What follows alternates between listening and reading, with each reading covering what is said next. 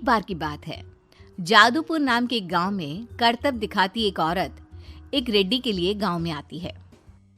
आइए आइए मेहरबान कदरदान, खाइए रोहड़ा के ताजे ताजे केले। कभी खाए नहीं होंगे ऐसे केले। पीले पीले केले खाइए। ये कहकर रोहड़ा हाथों में 4 केले लिए उन्हें सर्कल में जोर जोर से हवा में उछालती हुई करतब दिखाती है, जिसे देखकर आसपास के सारे बच्चे अपने अपने मम्मी पापा से उस औरत के पास जाने की जिद करने लग जाते हैं। पापा, ऐसा तो सर्कस में बॉल से होता है ना, ये आंटी तो केले से कर रही है। चलिए ना पापा, देखते हैं। रोहड़ा एक पतली सी तार पर चलती हुई केलों से करतब दिखाती है। आते जाते सभी लोग बाहर रुककर उसके करतब देखते हैं और वाह वाही करते नहीं थकते। जैसे ही एक आदमी पास आकर उसे पैसे देने लग जाता है, तब वो कहती है, अरे नहीं नहीं साहब, मैं करतब तो बच्चों के मन को बहलाने के लिए करती हूँ। धंधा तो मेरा केले का है। पीछे देखो मेरी रिड्डी, जो भी मेरे केले खाएगा मेरी तरह चुस्त दुरुस्त और तंदुरुस्त हो जाएगा। पता चलता है क्या कि मेरी उम्र 55 की है। अरे पर ऐसे ठंड के मौसम में कोई केला क्यों खाएगा? ये ऐसे वैसे केले नहीं है साहब, ये शरीर में गर्मी देते हैं। ठंड को दूर भगाए जो भी रोहिणा के केले खाए। पापा, अगर मुझे केले नहीं मिले तो मैं घर नहीं जाऊंगी। तभी उसके पापा कहते हैं कि बेटा, केले ठंड में कभी गर्मी नहीं देते। ये सब कहने की बातें हैं, सामान बेचने का तरीका है इनका। पर पिंकी नहीं मानती। मैं केले खाऊंगी। पिंकी की जिद के आगे नत्थू हार जाता है और उसे केले खरीद कर दे देता है। पिंकी खुश होकर केले घर ले आकर खाती है। अब मैं भी करतब करूंगी, कितना मजा आएगा।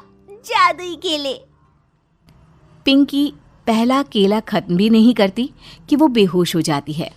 दूसरे केले से एक काला धुआं आता है और रोहड़ा चुड़ैल बनकर बाहर निकल आती है। मेरे भूतिया केले बच्चे न खाए, ऐसा हो ही नहीं सकता। जादूपुर वालों, कब तक बचोगे? आ गई हूं मैं रोहड़ा, जिसका कोई नहीं कर सकता सामना।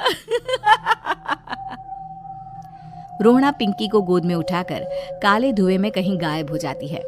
शाम के वक्त नत्थू घर लौटता है और पिंकी को घर में ना पाकर उसकी माँ से कहता है, माँ पिंकी कहाँ है? अरे बेटा, उसे तो तू सुबह करतब दिखाने ले गया था ना, फिर कहाँ वापस आए तुम दोनों?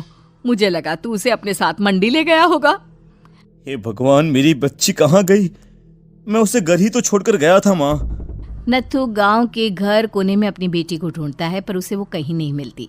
परेशान होकर आके रो रो कर नत्थू हिम्मत हार कर घर लौट आता है। अगली सुबह रोहड़ा फिर से करतब दिखाने आती है और इस बार पिंकी की तरह रोनी केले खरीद लेता है।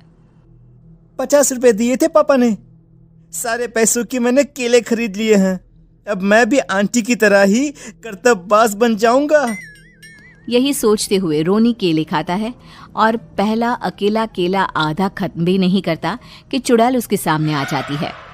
मेरे साथ चलने का समय आ गया है रोनी। ये तो बस शुरुआत है। अब इस गांव के सारे बच्चे धीरे धीरे मेरे कब्जे में होंगे, एक बच्चा भी नहीं बचेगा। ये कहकर रोना रोनी को गोद में लेकर काले धुएं में अदृश्य हो जाती है। इसके बाद हर रोज गांव में से कोई ना कोई बच्चा गायब होता, पर ऐसा क्यों हो रहा है किसी को भी समझ में नहीं आ पा रहा था। रोज की तरह अपनी बेटी पिंकी की तलाश में नत्थू गांव के एक तालाब के पास बैठा रो रहा था। कहाँ गई मेरी पिंकी? शकुंतला के जाने के बाद एक वही तो मेरा सहारा थी। अरे उसकी आत्मा कोस रही होगी मुझे कि मैं अपनी बच्ची को संभाल भी नहीं पाया। नत्थू ये कहता हुआ रो ही रहा था कि तभी तालाब में से उसे शकुंतला की आवाज सुनाई देती है। कहाँ थी तुम शकुंतला? हमारी बच्ची और सारे गायब हुए बच्चे रोहड़ा के कब्जे में हैं। वो बच्चों को जो केले देती है उससे बच्चे बेहोश हो जाते हैं और उसके कब्जे में आ जाते हैं और वो उन्हें ले जाकर काली दुनिया में ले जाती है। पर वो ऐसा क्यों कर रही है? ये मैं नहीं जानती, पर उस दुनिया का रास्ता मैं आपको बता सकती हूँ। जहां ये नदी खत्म होती है वहां एक केले का पेड़ है, उसके नीचे एक दरवाजा है, वहीं से रास्ता जाता है उस दुनिया का। ये कहकर शकुंतला की आत्मा गायब हो जाती है। गांव के सभी लोग झुंड बनाकर उसी रास्ते से काली दुनिया में चले जाते हैं और वहां देखते हैं कि सारे बच्चे वहां काम कर रहे थे। पापा मुझे ले चलो यहाँ से। पापा पापा। सभी बच्चे अपने मम्मी पापा से लिपट जाते हैं। तो तुम लोग यहाँ तक आ गए? क्यों हमारे बच्चों को पकड़ लिया तूने? तुझे शिकार ही बनाना है तो ले, हम सब आ गए हैं, हमें खा ले। नहीं, मुझे बच्चे चाहिए, मेरे बच्चे के बदले तुम लोगों के बच्चे। क्या मतलब? मैं इसी गांव में रहने वाली एक औरत थी। केले की चोरी के इल्जाम में मेरे बेटे को गांव वालों ने इतना मारा कि वो मर गया। उसी दिन मैंने ठान लिया कि गांव वालों का भी वही हाल करूंगी। कुछ दिन बाद बेटे के चले जाने के दुख में मैं भी मर गई और मेरी भटकती आत्मा एक चुड़ैल बन गई। और फिर मैंने बदला लिया तुम सबके बच्चे छीनकर। बर्दाश्त नहीं कर पाए ना, सोचो मुझ पर क्या बीती होगी। हमें माफ कर दो रोना, पता नहीं ये किसकी गलती थी पर हम सभी माफी मांगते हैं। हमारी खुशियां लौटा दो, तुम भी तो एक माँ हो। गांव वालों की बात सुनकर रोना का मन पिघल जाता है और वो बच्चों को छोड़ देती है। उसके बाद काली दुनिया बच्चों के लिए जादुई दुनिया बन जाती है। अब कोई भी कभी भी वहां आ जा सकता था। नरेश की माँ अपने बेटे से मिलने दिल्ली आ रही है। इस बात का पता चलते ही नरेश के दिल में हलचल मच जाती है। नरेश अपनी माँ के स्वागत की तैयारी में लग जाता है। साथ ही उसे डर भी सताने लगता है कि उसकी माँ कहीं अपनी पुरानी जिद पर फिर से बैठ ना जाए। हे भगवान, इस बार बचा लो, अगले साल पक्का माँ की जिद पूरी कर दूंगा। तभी दरवाजे की घंटी बजती है। नरेश दरवाजा खोलता है तो सामने अपने मकान मालिक को देखकर हैरान हो जाता है, क्योंकि उनके साथ एक सुंदर सी लड़की भी थी। अब नमस्ते अंकल, कुछ काम था, मुझे बुला लेते। आपने क्यों कष्ट किया? अरे नहीं नहीं, इसमें कष्ट कैसा, मैं तो बस तुम्हें रीना से मिलवाने आया था। आज से रीना तुम्हारे साथ इसी फ्लैट में रहेगी। अंकल, कोई लड़का फ्लैटमेट नहीं है? एक अनजान लड़की के साथ रहना मेरे लिए थोड़ा अजीब होगा। देखो नरेश, मैं तुम्हें पहले भी बता चुका हूँ कि इस फ्लैट में तुम्हें किसी ना किसी के साथ एडजस्ट करना ही होगा, या फिर तुम अकेले पूरे फ्लैट का किराया दे दो, मैं किसी को नहीं रखूंगा। नरेश अपने मकान मालिक की बात सुन के रीना के साथ रहने के लिए तैयार हो जाता है, पर अंदर ही अंदर उसे ये बात खाने लगती है कि वो अपनी माँ को क्या जवाब देगा जब उसकी माँ रीना के बारे में उसे पूछेगी। दिन बीतने लगते हैं। नरेश और रीना अच्छे दोस्त भी बन जाते हैं, पर अभी भी नरेश अपनी प्रॉब्लम का सॉल्यूशन नहीं ढूंढ पाता। एक दिन नरेश बहुत परेशान सा बैठा होता है। तभी रीना उसे पूछती है, क्या हुआ नरेश, तुम काफी परेशान लग रहे हो, सब ठीक तो है ना? हाँ सब ठीक है, बस एक छोटी सी प्रॉब्लम है। वो एक्चुअली 2 दिन बाद मेरी माँ मुझसे मिलने आ रही है। अरे तो इसमें प्रॉब्लम क्या है, ये तो खुशी की बात है। हाँ रीना, बट मेरी माँ एक जिद लेकर बैठ गई है कि मैं शादी कर लूँ, पर मैं अभी इस चीज़ के लिए तैयार नहीं हूँ।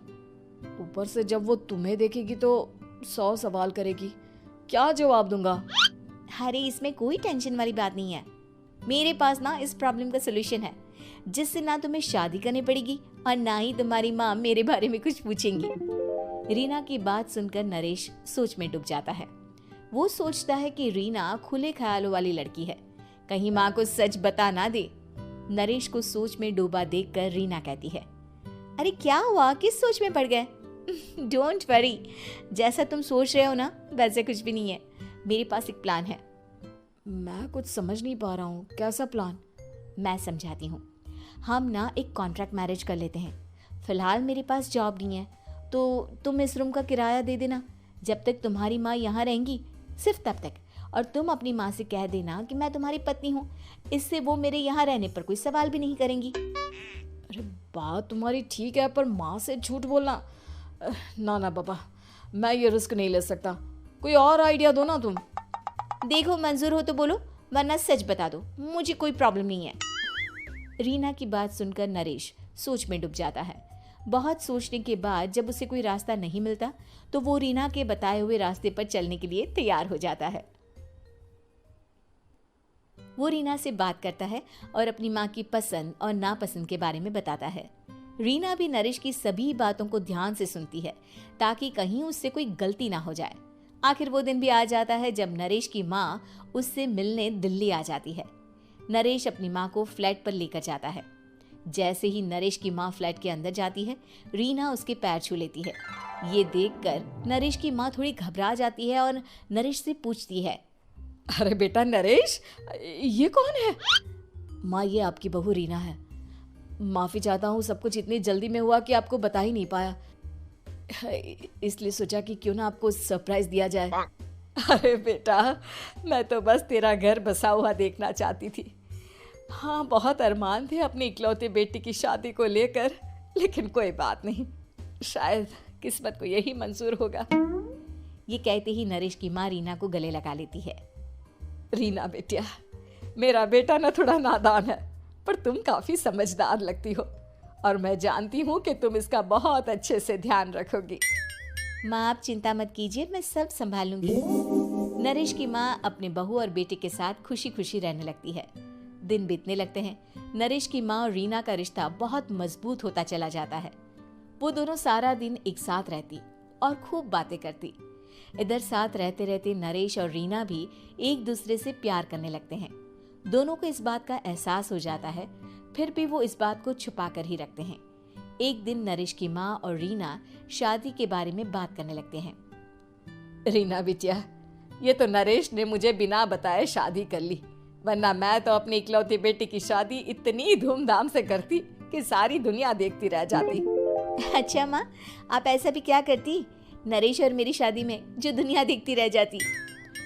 अरे बिटिया, एक माँ के अरमान तुम अभी नहीं समझोगी। मैं तो अपनी बहू को एक रानी की तरह लेकर आती और शादी भी बिल्कुल शाही अंदाज में करती, पर मेरे तो सारे अरमान ऐसे ही रह गए। खैर, मुझे तो अपने बेटे और बहू की खुशी चाहिए बस। ये कहते हुए नरेश की माँ की आंखों में आंसू आ जाते हैं। रीना भी ये सुनकर ख्यालों में खो जाती है, क्योंकि वो भी मन ही मन खुद को नरेश की पत्नी और उसकी माँ की बहू मानने लगी थी। शाम को जब नरेश ऑफिस से घर आता है तो रीना खुद को रोक नहीं पाती और नरेश के सामने उसकी माँ को अपने और नरेश के रिश्ते का सारा सच बता देती है। रीना की बात सुनकर नरेश की माँ दोनों से बहुत नाराज हो जाती है और घर वापस जाने की बात करने लगती है। तुम दोनों ने मुझसे सच छुपाकर बहुत ठेस पहुंचाई है मुझे। अब तुम लोगों के साथ नहीं रहना चाहती मैं, कल ही वापस चली जाऊंगी अपने घर। माँ मुझे माफ कर दो, ये सब मैंने रीना के कहने पर ही किया है, वरना मैं भी आपको कभी ठेस पहुंचाने के बारे में सोच भी नहीं सकता। हाँ माँ, हमने ये सिर्फ आपका दिल रखने के लिए किया, प्लीज हम दोनों को माफ कर दीजिए। तुम दोनों ने मेरे अरमानों के साथ खिलवाड़ किया है और वैसे भी मुझे अपने बेटे के लिए एक अच्छी लड़की ढूंढनी है, इसलिए मेरा यहाँ से जाना ही बेहतर होगा। माँ की ये बात सुनकर रीना खुद को रोक नहीं पाती। माँ, क्या मैं आपके घर की बहू बनने लायक नहीं हूँ? रीना की बात सुनकर नरेश हैरान रह जाता है। नरेश की माँ भी कुछ समझ नहीं पाती। मैं कुछ समझी नहीं, आखिर तुम कहना क्या चाहती हो? माँ, मैं वो नरेश से बहुत प्यार करती हूँ और साथ ही साथ मैं आपको भी अपनी माँ मान बैठी हूँ। आज जब आपकी बातें सुनी तो खुद को रोक नहीं पाई, इसलिए सारा सच आपको बता दिया। रीना की बात सुनकर नरेश की माँ की आंखों में आंसू आ जाते हैं और वो अपने बेटे नरेश और रीना को गले लगा लेती है। मेरे घर की बहू तो सिर्फ रीना बिटिया ही बनेगी। मैं आज ही तुम दोनों की शादी की तारीख निकलवा दूंगी, बस एक बार तुम्हारे घर वाले मान जाए। उसी दिन रीना के माता पिता भी उनके फ्लैट पर आ जाते हैं। दोनों परिवार आपस में बैठकर बातें करते हैं और शादी के लिए राजी हो जाते हैं। रीना भी कॉन्ट्रैक्ट फाड़ देती है और कहती है, सही मायने में मैं अब बहू बनूंगी, अब तक तो सिर्फ कॉन्ट्रैक्ट वाली